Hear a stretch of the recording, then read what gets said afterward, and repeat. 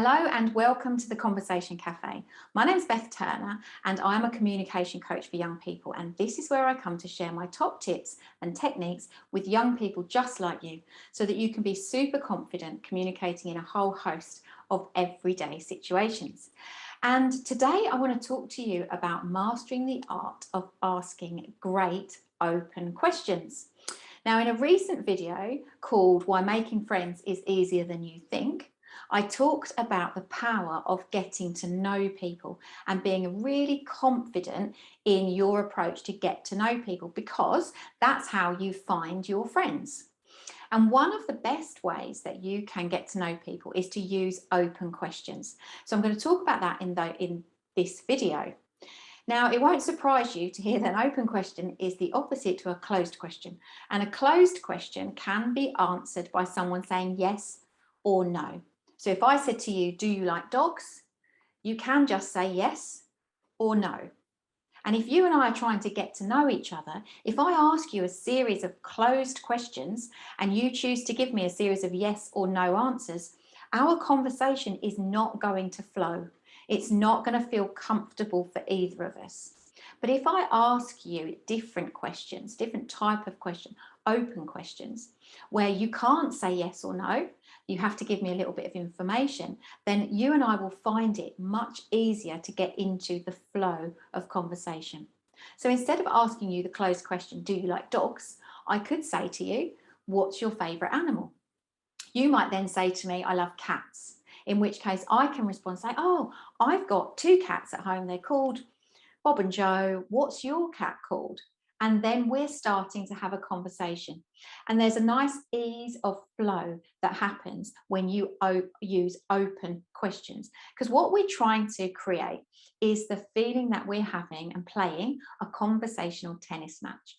I'm asking you a question, you're replying, I'm commenting on that, you're asking me an open question, I reply, you comment on that, I ask you a question, and the flow is back and forth. If you think about a tennis match, it's no fun if one player serves, the other player misses the ball, the first player serves the ball, the second player misses again. That is a very boring tennis match to watch. Instead, what you enjoy watching in tennis is matches where the ball is volleyed between the two players and they are equal caliber.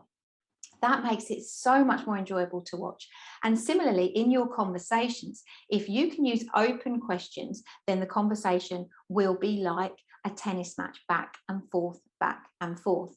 And the art of open questions can be used in two types of scenarios. One, when you want to use them because you want to get to know somebody that maybe you've met for the first time, or they're a new friend or a new classmate. And secondly, you can also use open questions when you have to. Because sometimes we're in situations where we just think, oh, this conversation's a little bit difficult, or we're going to run out of things to talk about. You might go to a family party and find yourself sitting next to a relative that you haven't seen for a long time. And you've got to find a way to keep the conversation going. Or you might be partnered with someone in class and have to work with them for the next hour, but you don't really know much about them. You can use open questions to make that hour pass very enjoyably.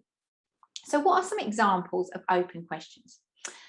You could say to somebody, like I've already mentioned, do you like dogs? Would be a closed question. You could say, what's your favourite animal?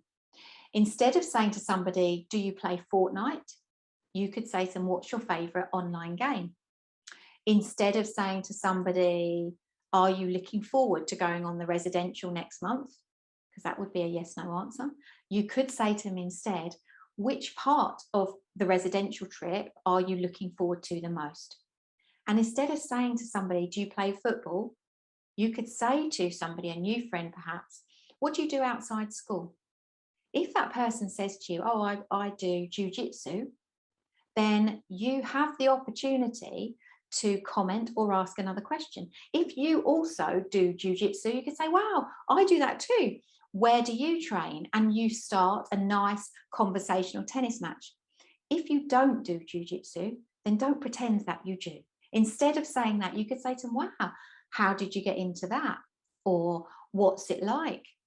How often do you train? What do you enjoy most about it? Anything that is an open question that can't be answered by yes or no. And that will mean that conversational tennis match will begin all over again. And the whole point of mastering open questions is so that you can enjoy the conversation flowing between you. You can build rapport and you get to know that person a little bit more.